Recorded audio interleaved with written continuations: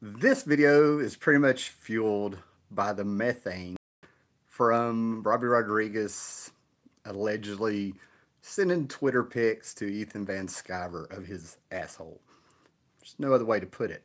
Now, don't worry, this channel isn't really going to change into like something that talks about Comicsgate and stuff all the time, but over the last few months, if you followed me on Facebook, if you've seen me on Twitter, if you see me on Instagram a little bit here and there and stuff like that, last couple months I've been going to the gym. I've been hiking. I have been going to concerts. I have been in a relationship. I've had all sorts of stuff to do to where YouTube kind of fell to the wayside a little bit. And I shot a video here and there. And what's come out of that is when I looked at my analytics, I think this time last year, 60% of my views were from subscribers.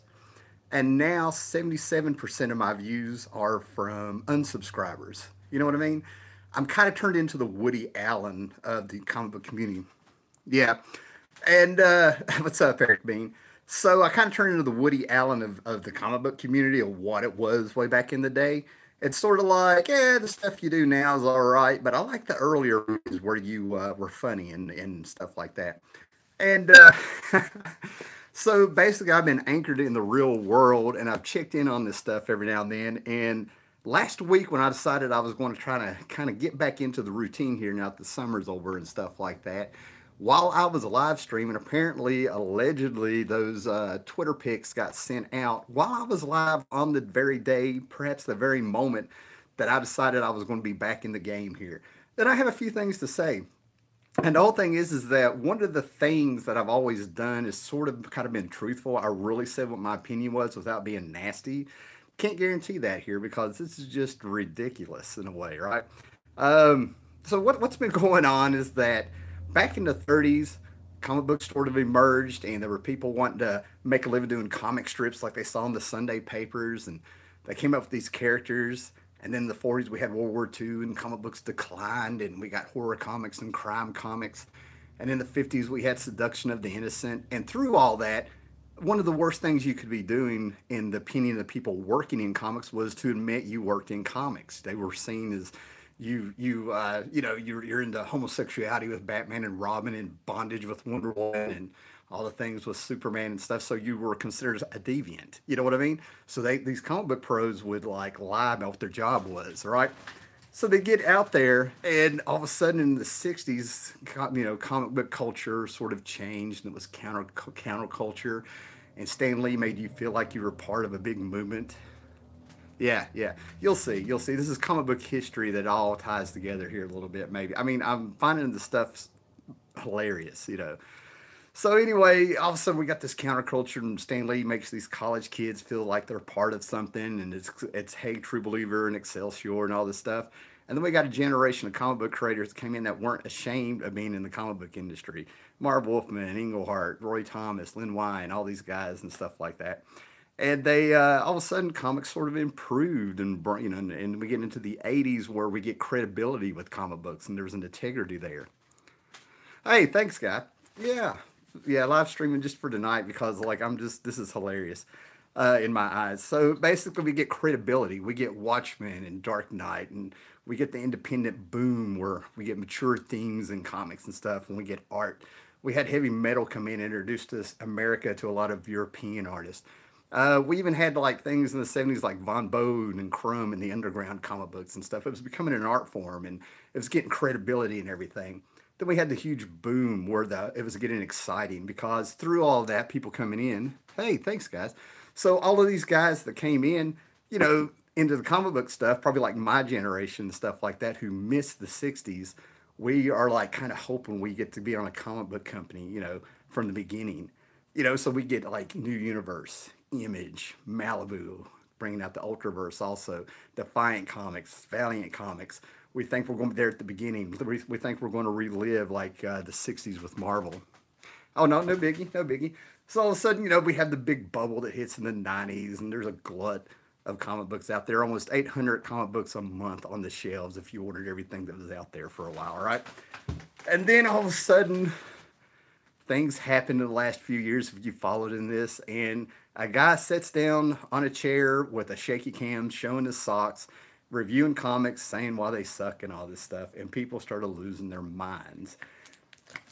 And I'm not going to go over what I have seen and everything for the last 2 years. It's well documented and stuff, right?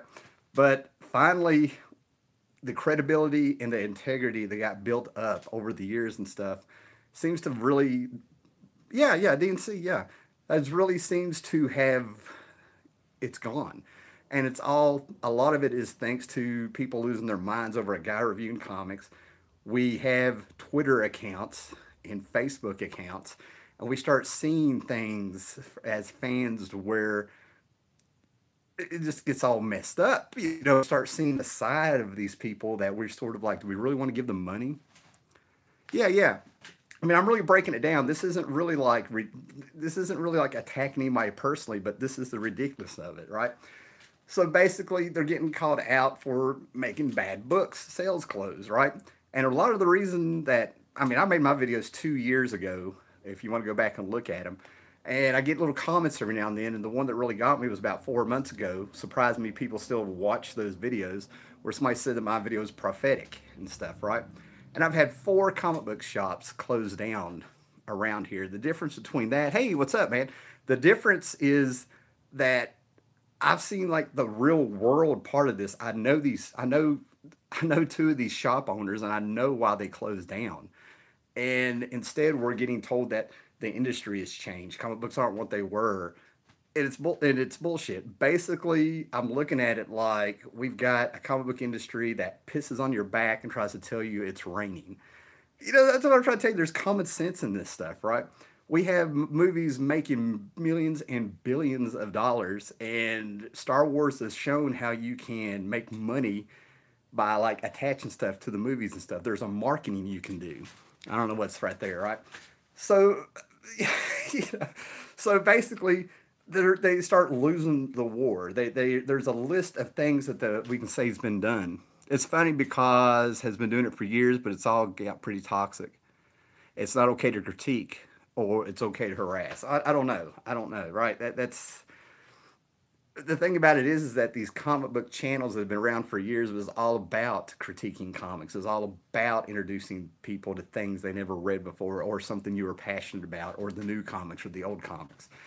But getting back to the comic book shops, 4 have shut down around me. And that's one of the reasons I've kept my mouth shut, because it's not me getting on the internet and looking at things.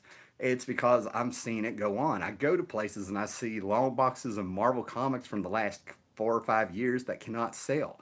There's DC comics that if you go from Convergence on back to 52 that are there, but there's still more Marvel comics. I see it with my own eyes, you know.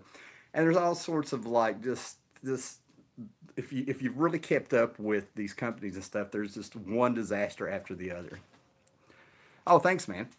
So you come in here, and right now it's like there's a bubble going on with this stuff, right? And it's called Comicsgate. A lot of these people survived Gamersgate and came over here. I remember when these people started showing up.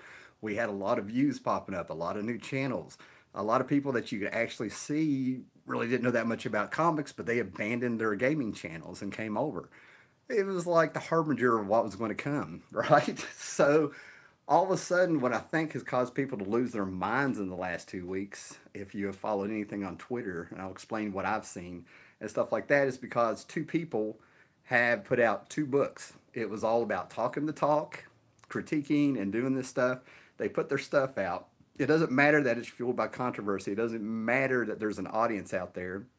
What they're really doing is using the same formula Stan Lee did in the 60s of building up a community like Excelsior True Believers and everything like that, and all this stuff, and they turn around and they make 2 books make $1 million.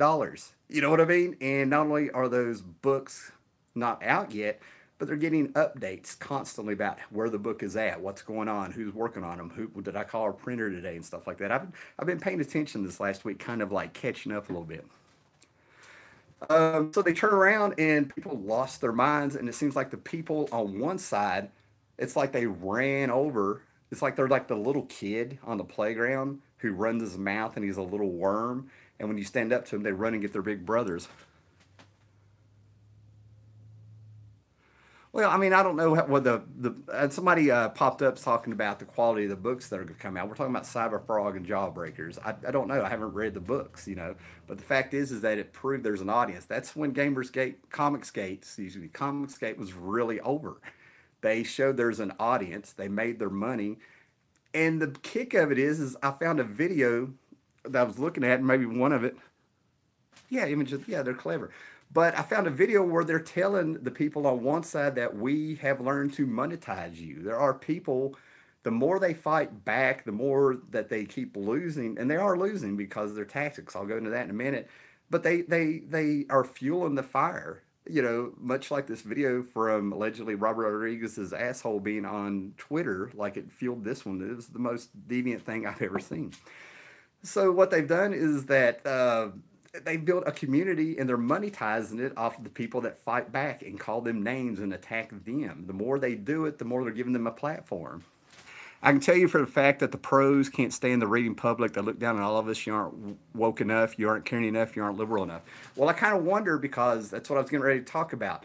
The little kid on the playground, who starts the shit, you stand up to him, he goes, gets his big brother, and he tells him a bunch of junk to get him all wound up, and he just shows up mad. Number one, you mess with his little brother, and he's going to believe anything the little brother has to say, and the little brother isn't going to admit to the nasty shit that he did to start this stuff to begin with, right? So I've been seeing like top tier comic book creators coming in and having things to say now, and it's obvious that they don't know what's going on. Hey, what's up, Matthew Roscoe? So Monday morning when I got up, they don't know that they're killing the medium for anyone. Well, I'm going to tell you about a comic book shop here in a minute that's surviving that I ran across. But anyway, so Monday morning when I get up and my buddy sends me a message on Facebook Messenger, laughing, starts out Emma, starts out with LMAO. All this stuff that says like Robert Rodriguez supposedly sent, asshole pictures to Ethan Van Sciver. So yeah, I went and checked it out. I was like, this is unreal. Now the problem with the internet is that I think it's exactly like movies and TV. Okay, sometimes it doesn't feel real because you're looking at it on a screen and things like that. Now, if you don't think this is deviant behavior, if you don't call out this behavior and you condone it and things like that, here's what you need to do, right? Here's what you need to do. I'm not telling anybody to do this, right? But I want you to get your phone and I want you to drop trowel, lift up your skirt, whatever you got to do, whatever. And I want you to position yourself in your chair or in your bed or whatever you do. And I want you to sit there and I want you to get the perfect picture of your asshole. Put it on the wallpaper on your phone and go around to your friends and coworkers and show it to them. If you don't feel embarrassment, if you're able to do that, if you don't get how freaking deviant and that is, then there's something wrong with you. Okay, period. Okay, I mean, we're not talking about pulling a joke on your friends and but he put it out there for everyone to see. Okay, taint paint. So you think it was insincere long-term financial play that comic guys are? I'm gonna have to get that comment when it comes back up here. Right, I have a new phone. So basically, when it comes to this, one of the things that's happened to YouTube, there's a lot of good things came out of Comicsgate. There's a lot of drama coming out. There's a lot of people making money. There's a lot of people bringing out problems in comics. But what's happened is that there's a huge audience that just walked away from it. So you think it was insincere long-term financial play by the Comicsgate guys or it happened organically? I just recently, okay, that right there, if I was going to do my opinion, I think it was opportunistic. I think they saw an opportunity and they jumped on it. And again, it's not so much that I'm throwing an allegiance with those guys. It's this that I'm outside of the bubble and I'm looking at what they did. And if there's an opportunity to make money, I would jump on it. Sadly, this current atmosphere in comics has led me to solely seek out more back issues. Right there, Tommy Bagley is exactly what I was about to get to. So there's a people who just walked away. When Marvel Comics started sucking, they just walked away, right? When they weren't satisfied with DC, they just walked away. And these people are at cons and stuff. They don't look at what's going on online. They're into the hobby. So there's a comic book shop that I go to every other month when I'm on my travels for work and stuff on the other side of Virginia. And they built a community using their Facebook page. And what have they done? They invest huge amounts of money on back issues. And that's why they're thriving, right? So if this ends up being a trend, if other places, comic book shops, end up seeing this marketing that they do and it becomes a thing, which has the potential to, but I don't know. I don't know if it's going to happen or not. Hold on to your books, man, because those freaking duds from the 80s and stuff could be worth money one day. Your Power Pack, your Justice League Detroit. There's people out there who have also walked away from YouTube, just like they walked away from online comics and modern comics and stuff like that, because they're into the hobby and they get books. And I've actually seen a comic book shop that it's investing more and more money into back issues. We're talking like 20 boxes at a time and things like that. It's amazing to see a comic book company, a comic book shop thrive, you know.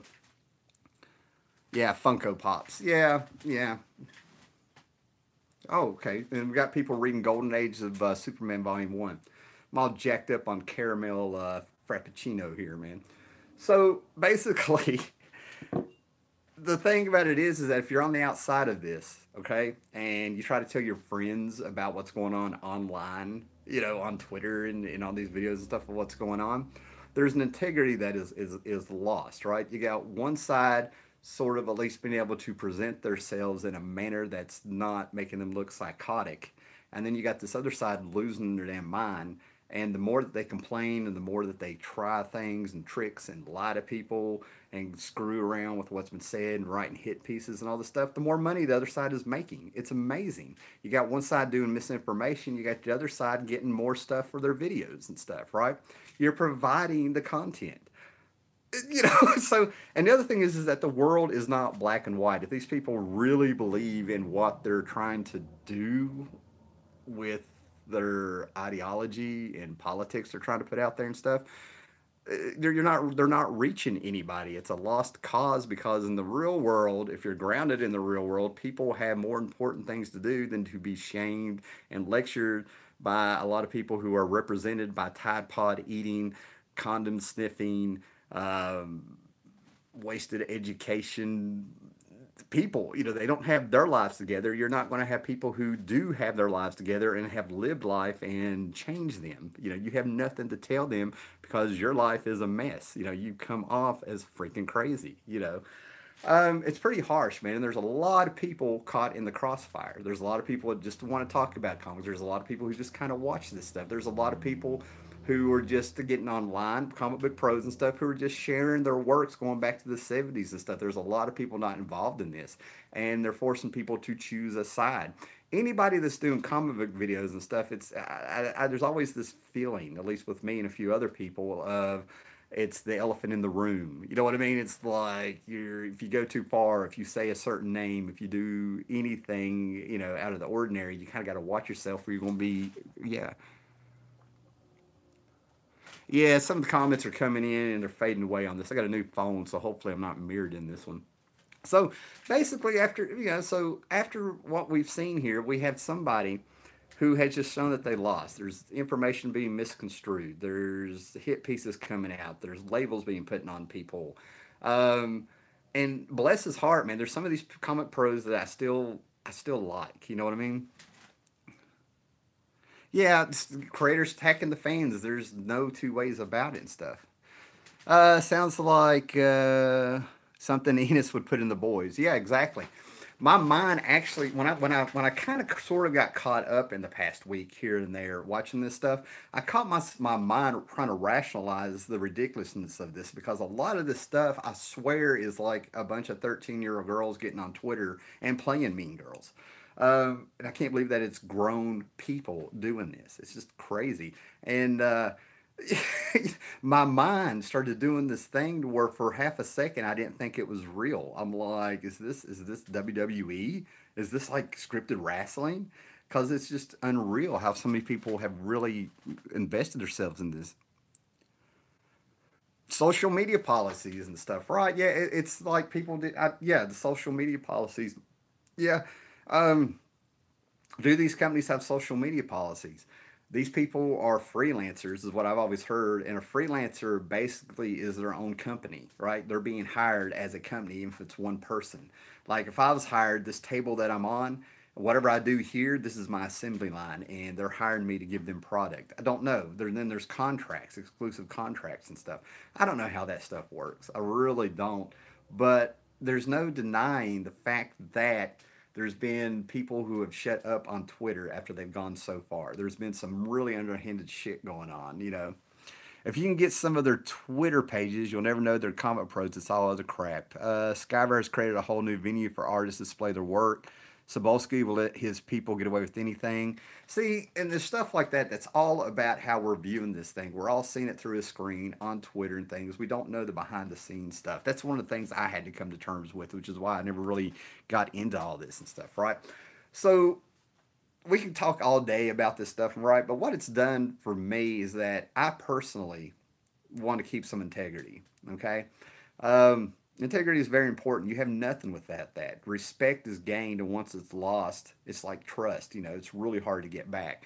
And there's a lot of integrity lost. I mean, we really, you know, lifted up a rug in a living room and found some dirty shit under there and stuff, right? And it's tainted comics, tainted. It's also tainted Robert Rodriguez's any of his creations. The man with the delusions of grandeur, the man who attacked Frank Cho, you know, and a lot of other things and stuff that he did online and stuff like that.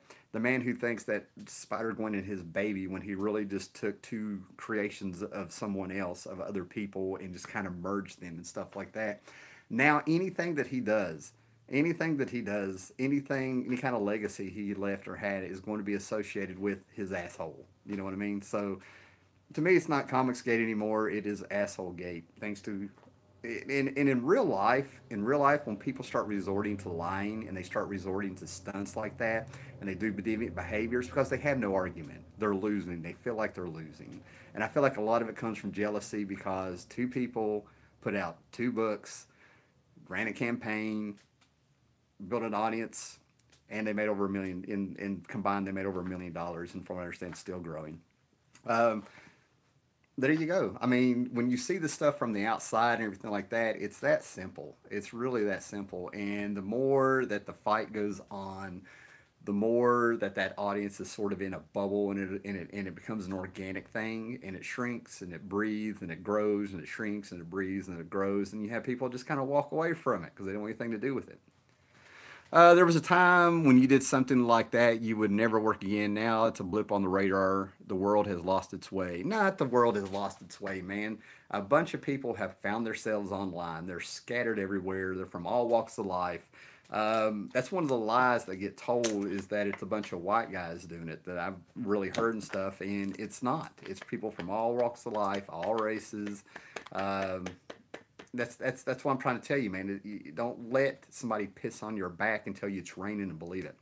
One of the things that I think that people who still kind of collect the new comics and stuff like that, I hope they found something they liked. One of the biggest things that I've heard some of my friends say they did like was this Cosmic Ghost Rider. All right. So there's stuff out there that people like. People are excited that Jason Aaron is getting on Conan. All right. So there's still things out there. There's still things out there that people are getting excited about. But for the people who are coming into the comic books because of the movies, or maybe people who have collected comic books for a long time, you got to get that fix, right? And if you believe these survival shows, you can go almost something like, I don't know what they said, 2 weeks or something without food and you can live. But if you go 3 days without water, you die of dehydration. And I kind of think that some of the people that still have the passion for the comics, the people who still want that fix, the people who have done it a long time or just love comic books, I pictured them like crawling through the desert, sun's beating down on them, vultures are beside of them. You get the vision. It's been used before, right? And on that third day, with an hour to live, somebody is standing there with a glass of sand, and this person is so thirsty that if this person is saying this isn't sand, this is water, and they're so thirsty that they'll take it and they'll believe that it's water because a lot of comics are not comics. You know, I mean, they're really not, man. I mean, it just needs to be said. So, pertaining to my channel, which is coming out and getting this off my chest and talking about it and having a lot of people on here, I gotta really consider. I'm one of the people who have always shown my face on here. Right, I've never hid my face. Right, I never had any problem with what I was going to say on here. I never had any problem with being in love with comics. If you followed my channel, you've heard me tell the stories. I've talked about the stigma in comics when I was growing up, some of that stuff, and I always felt like people were missing out. So basically, when it pertains to this channel, remember when comic books were action adventure stories were characters you care about? Yeah, your LCS remembers. So basically, what it is I'm going to kind of expand my channel, right? I mean, if you talk about comic books, the elephant in the room is that are you part of Comicsgate, or do you have a side? Do you have this, right? And I really have to think about what I want to be associated with. You know, I'm not going to hide my face. I've done this for years and stuff. This was something that was on the side. This was a place to, place to come to talk about the hobby. It is all sorts of things, right? So basically, I'm probably going to be expanding my channel to other things, right? It's probably there'll still be comic books on here. But one of the reasons I stopped doing comic book history and reviews is I found out there was an asshole out there that works at a newspaper supposedly in Florida that was taking my videos and he was writing articles in the paper and making a better living than I do off of my content, and I'm sure I wasn't the only one he was doing that to. Got a heads up from quite a few people on that about 2-3 years ago. That's one of the reasons I quit. I wasn't getting credited at all, which I'm not in. I'm a pretty humble guy when it comes to this stuff. I always thought this was fleeting, but I'm kind of expanded to pop culture. I'm going to play around with different kinds of videos, maybe talk about some other stuff besides comic books, maybe shoot some different kind of videos. I could fall flat on my face. I could hit a home run, but things are evolving, things are happening. There's really not a lot of new comics to really talk about. There's not really an audience for that as like there used to be.